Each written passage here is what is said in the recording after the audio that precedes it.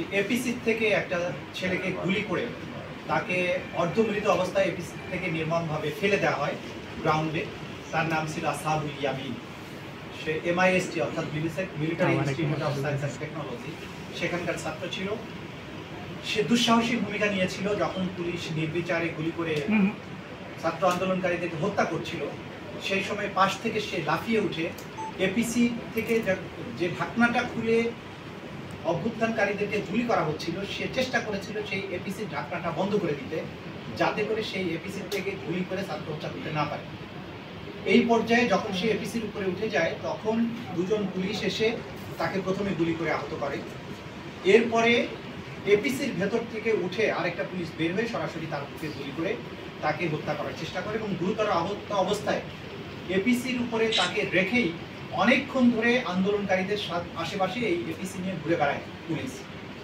এরপরে এক পর্যায়ে আপনারা দেখবেন ভিডিওতে যে প্রমাণগুলো আমাদের কাছে ভিডিও রেকর্ডিং সহ সব প্রমাণ আছে, এখানে তারা দাখিল করেছেন যে এরপরে তাকে এপিসি থেকে অজ্ঞান অবস্থায় কোনো রকম মানবিকতা প্রদর্শন না করে একটা জড় বস্তুর মতো তাকে এক হাত দিয়ে টেনে তুলে এপিসি থেকে রাস্তার উপরে ছেড়ে দেওয়া হয় এবং পরে গিয়ে আপনারা দেখেছেন সে মাথায় আঘাত পায় এবং ওই অবস্থাতেও তার নিঃশ্বাস চলছিল, যেটা ভিডিও থেকে দেখা গেছে যে সেখানে বহু কষ্টে সে নিঃশ্বাস নিচ্ছে। এই অবস্থায় অনেকক্ষণ তাকে রাস্তায় ফেলে রাখা হয়। একটু পরে আবার দুজন পুলিশ এসে তাকে টেনে হেঁচড়ে একটা জড়বস্তুর মতো টেনে হেঁচড়ে তাকে ডিভাইডারের পাশে এসে ফেলে রাখে। আরো কিছুক্ষণ পরে এসে তাকে দুজন পুলিশ আবার চ্যাংদালা করে ডিভাইডারের এই পাশ থেকে ওই পাশে তাকে নিক্ষেপ করে। তখনও সে বেঁচে ছিল, তখনও সে নিঃশ্বাস নিচ্ছিল। এক পর্যায়ে আন্দোলনকারীদের সাথে ধাওয়া পাল্টা ধাওয়া চলার পরে পুলিশ তখন বলে যে তাকে আবারও পায়ে গুলি করো। এইরকম মৃত প্রায় একটা ছেলে, তাকে পায়ে গুলি করার জন্য বলা হয়। তখন ওরা পায়ে গুলি না করে এক পর্যায়ে যখন তাকে টিয়ার সেল, এর মধ্যে তারা বলে যে চাইনিজ রাইফেল দিয়ে তাকে গুলি করো, মানে মৃত্যু নিশ্চিত করার জন্য 4-5 বার গুলি করার পরেও তাকে চাইনিজ রাইফেল দিয়ে গুলি করার জন্য পুলিশকে নির্দেশ দিতে, এগুলো ভিডিওতে শোনা যাচ্ছিল, সবকিছু প্রমাণ এখানে আছে। শেষ পর্যন্ত চাইনিজ রাইফেল হয়তো অ্যাভেলেবল ছিল না ওই মুহূর্তে, তারপরেও তার বুকের উপর একটা টিয়ার সেল মেরে তারপরে ওখান থেকে পুলিশ পালিয়ে যায়। আহত অবস্থায় তাকে দ্রুত ওইখানে পাশাপাশি যে সুপার মেডিকেল কলেজ হসপিটাল নামে সাভারে একটা হসপিটাল আছে, সেখানে তাকে নেওয়া হয়। হসপিটালের গেটে গিয়ে তাই সে পানি চায়, পানি খায়, তখনও সে বেঁচে ছিল।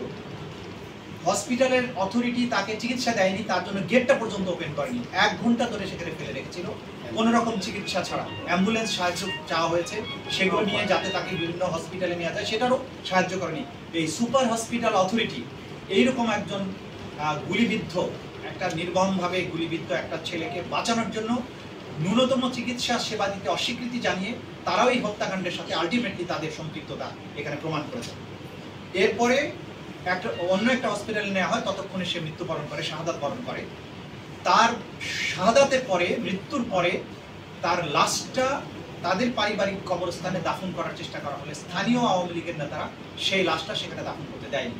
অবশেষে সাভারের ব্যাংক কলোনির যে কবরস্থান আছে সেইখানে তাকে নিয়ে দাফন করতে বাধ্য হয় তার পরিবার। আসহাবুল ইয়ামিনের এই ঘটনা ভিডিওর মাধ্যমে সারা বাংলাদেশে ছড়িয়ে পড়ার পরে মানুষ বেদনার্থ হয়েছে, গোটা বাংলাদেশে আন্দোলন আরো দাবালের মতো ছড়িয়েছে।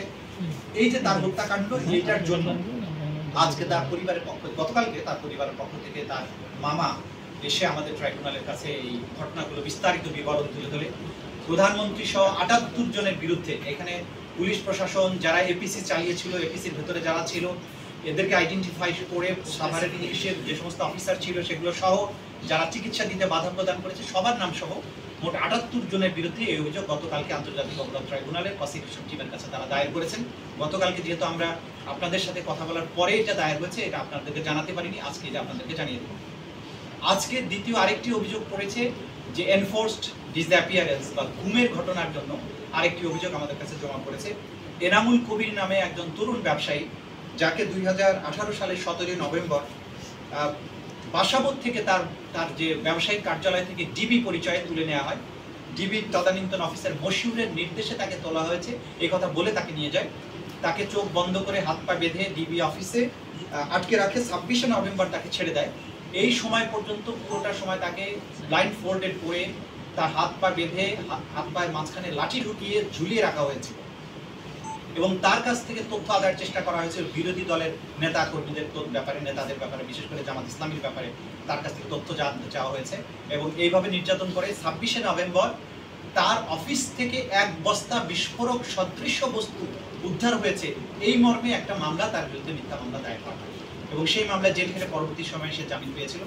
এই যে 17ই নভেম্বর থেকে 26শে নভেম্বর পর্যন্ত আনলফুলি তাকে গোপন কারাগারে আটকে রাখা বা অথবা ডিবি অফিসে আটকে রাখা, পরিবারকে জানতে না দিয়ে, এই ঘটনার দায়ে, এই মানবতা বিরোধী অপরাধের দায়ে তদানীন্তন পুলিশ প্রশাসনের ঊর্ধ্বতন কর্তা ব্যক্তি, প্রধানমন্ত্রী এবং যাদের নির্দেশে এইভাবে পরিকল্পিতভাবে গুমের ঘটনাগুলো ঘটেছে সারা দেশব্যাপী, তাদের সবার বিরুদ্ধে দায়ী করে মোটামুটি 25 জনের নাম উল্লেখ করে তিনি একটা অভিযোগ আমাদের কাছে দায়ের করেছেন। মোটা দাগে এই পর্যন্ত আজকের কাছে আমাদের কাছে গুমের প্রথম অভিযোগ এটা আসলো, ওভারঅল নামটা কি? ওভারঅল আজকেরটা রাজনৈতিক কারণে যেটা, এটা আজকেরটাই বলা যায়। সে কি জামাতের কর্মী বা নেতা? সে জামাতের কর্মী।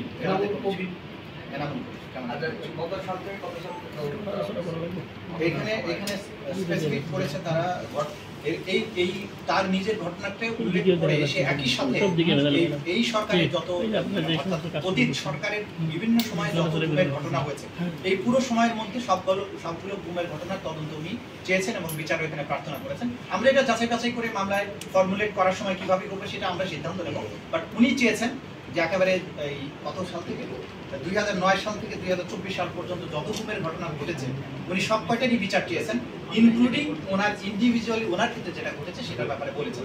বাকিটা আমরা আইনগতভাবে ভেবে চিন্তে পদক্ষেপ করব। এটা হলো 25 জন প্রধানমন্ত্রী সব। এই মামলাটা এই যে ডিবির মশহুর আছে, হ্যাঁ ডিবির মশহুর আছে। আসাবুল ইয়ামিনের যেটা ছবি আপনারা দেখেছেন, তারপরও অনেকগুলো ছবি তারা ভিডিও দিয়েছেন, এটা হচ্ছে সেটা। আজকে সরকার কটা মামলা হলো? এই ভিকটিম নিজেই আছে এখানে, আর আসাবুল ইয়ামিনের মামা আছেন।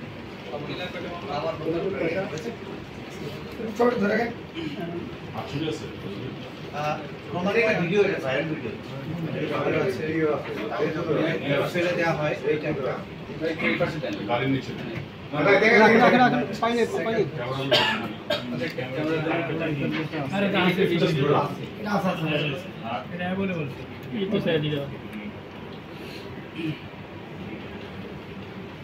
এরকম অসংখ্য আছে, ওনারা ভিডিও সহ দিয়েছেন। এবং সবার বিরুদ্ধে স্পেসিফিক অ্যালিগেশন আছে। ভালো কোনো ছবি আছে?